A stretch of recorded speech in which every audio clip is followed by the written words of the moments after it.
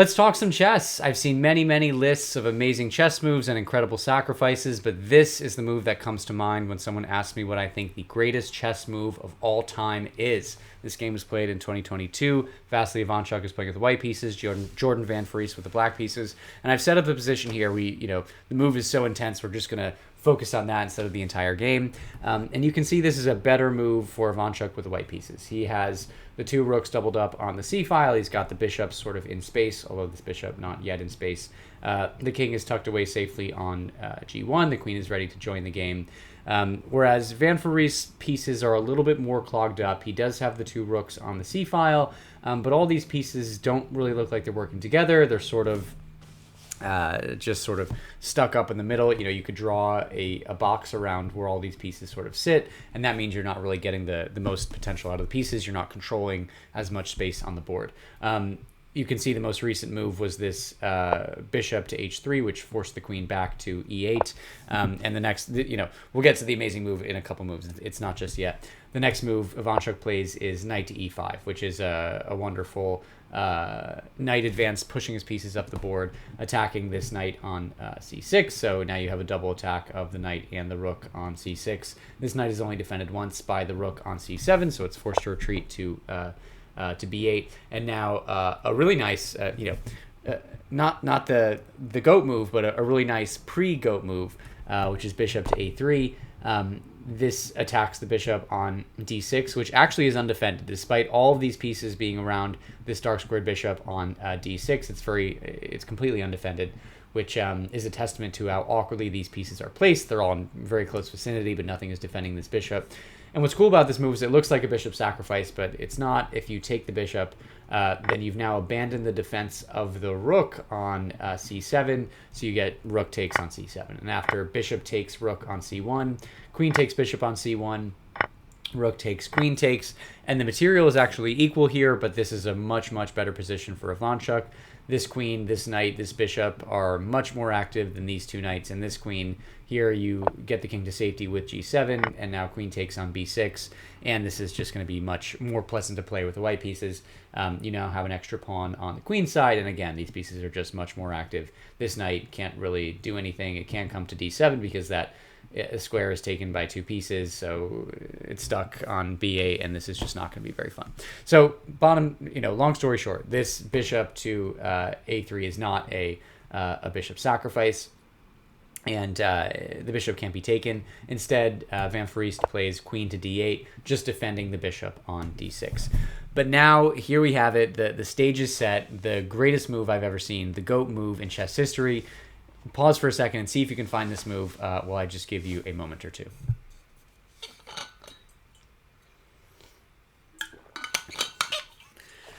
Okay, drum roll.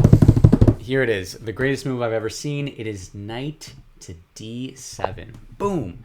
And this is just complete insanity. Whenever I think of like great moves, it's sort of like a ratio. It's like, what does the move appear to achieve? Or no, it's like how sacrificable this knight is divided by what this move appears to achieve.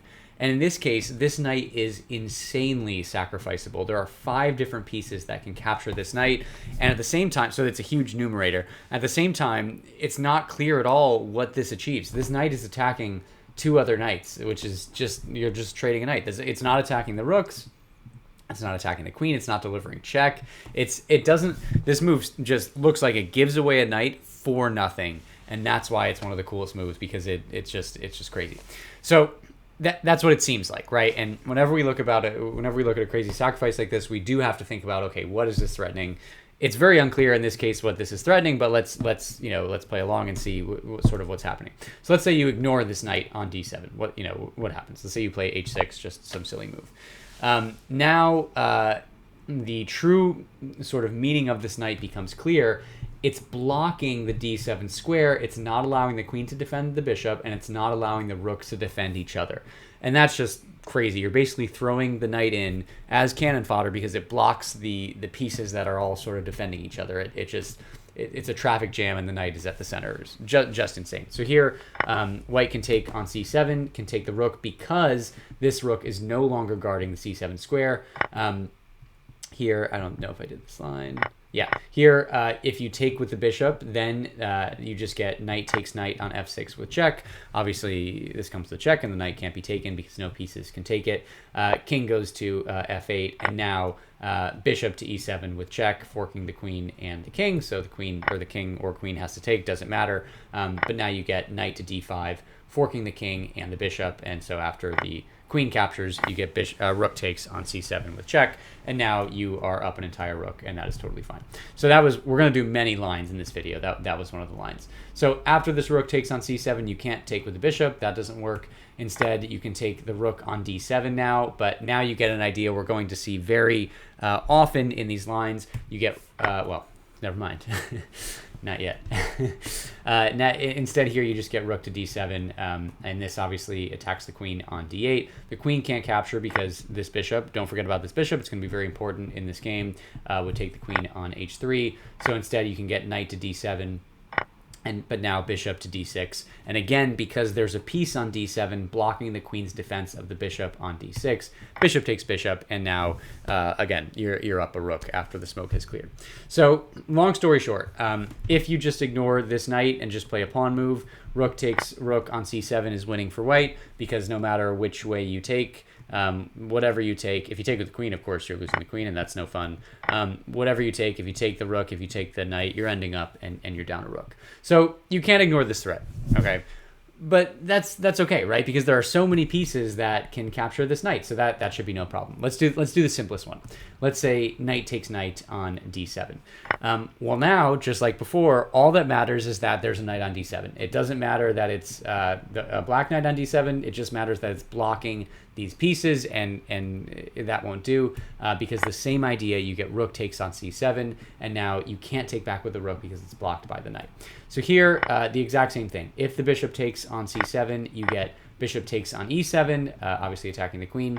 Queen takes, rook takes, and now you're up the exchange. You have a rook for a bishop, and this knight doesn't look like it's having much fun. It's pinned by the rook to the queen, and this is just very bad. You can move the king, queen comes to c3, and this just isn't going to go very well. Again, up the exchange, and this knight can't move and will fall if this knight ever moves away from b8, so that's not going to work.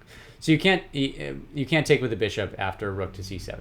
The correct move is actually bishop takes on a3, threatening the rook on c1, but now you get a move that we're going to see very often in these lines, which is rook to c8, and the beauty of this move is that it pins the queen to the king, and so you have to have, you can block here with the rook, but then you just get rook takes queen, rook takes, and now a rook lift to c7. So really importantly, and this is pretty crazy, this threat, you can see this threat in this position. The threat of rook to c8 is real. You're going to pin the queen to the king, but there's nothing you can do about it, and that's what's so crazy. The queen is stuck on the 8th rank because the knight, of course, on d7, but the rook is blocking the queen from getting away, and it doesn't work to try to move the king away because, of course, you've just captured a rook on c7. So now you could even play bishop takes on d6, and now you're up just a ton of material, and yeah, so you cannot avoid this threat of rook to c8. So just crazy stuff. So this doesn't work. It doesn't work to take the knight on d7. Very similar reasoning for the other knight. If you take with the knight from b8, once again rook to c7. Once again bishop takes on a3. Once again rook to c8, pinning the queen to the king, and the game is over. Okay, so it doesn't work to take with the two knights. Does it work to take with the queen? This looks like it works, but don't forget about this bishop guarding the knight on d7. Bishop takes, and then you're totally fine. Okay, so what if you take with this rook? Because we saw that this rook was actually, yeah. What if you take with this rook? Because you saw that this rook is, kind of hanging, not really hanging, but it's sitting here on c7, and we don't want this rook going to c7 with tempo. So what if rook takes the knight? This looks like a reasonable move. Then you get bishop takes on d6. Bishop takes bishop. If you accept the sacrifice, which is the best move, rook takes on d6. Then once again, the exact same idea, rook to c8, pinning the queen to the king, and again, you're going to lose the queen, and with it, the game. So that doesn't work either, because if you move the rook from c7, you even quicker allow this rook to e8, rook to c8, pinning the queen. And again, the best move here for white is an intermezzo, taking the bishop. And again, you see this threat of rook to c8 coming, but there's nothing you can do about it because the queen cannot get off of the back rank without being captured on c7. So that doesn't work. Okay, so the move that black played here is, yeah, we're good. The move that black played here is rook, the rook from e7 takes on d7. So keeping the defense on c7, keeping the rook on c7, and hoping this works. But we get the exact same idea. Bishop takes on d6, attacking this rook now 3 times. Rook takes, and here the proper move is played, which is rook takes on c2. Rook takes back on c2. And again, it's just, this is such an amazing position. These pieces are all very active, but there's a lot of threats. The most notable threat here is that the light squared bishop is attacking the rook on d7. So here, rook captures bishop on d6, but now we get the same idea that we saw in many of the lines, which is rook to c8, and there's no longer a rook on c1 that's guarding the rook on c8, but there is a bishop on h3 guarding the rook, and the rook successfully pins the queen to the king. And here Foreest made the trade, and we get to this position where there's a rook, a bishop, and a queen for 2 knights and a rook. And they played on for many more moves, but we'll just show a couple of the moves. But as you can sort of see, you have a queen for a knight and a rook, and this bishop is super active. This queen is super powerful, and it was too much. Actually, wait, was this too much? Oh my gosh, I'm sorry. I sorry. So this is, I completely forgot about this. I'm just remembering now. So this is a winning position for Ivanchuk. He has this queen, he has this bishop. In this position on an open board, the queen is better than the rook and the knight. The bishop is better than the knight as well. But he actually, we're not going to show the rest of the game because it goes on for a while. He actually lost this game.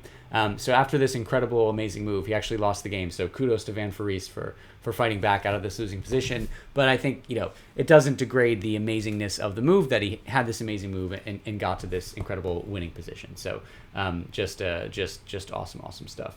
I wanted to, is there one other line I wanted to show here? Yeah, I guess the important thing here is, like, you might be thinking, why take this bishop on d6? Why not, like, try to, stop this threat of rook to c8? And it doesn't work. You can't run away with the queen. The queen has no squares to go to off of the 8th rank that will, that will prevent the pin from happening on c8. And even if you try to move the king here, maybe move the king to g7, then I didn't look at this line, but bishop takes rook on d7 looks quite good. After queen takes, then you're just up the exchange. You have a rook for a knight, and you can even bishop takes knight here, and now you're just up a rook. So so that doesn't work either. So it's super frustrating because you're like, wow, I can see this coming a mile away, rook to c8, but there's nothing I can do about it. The best move here, as we said, is just to take the bishop on d6. So that was a lot.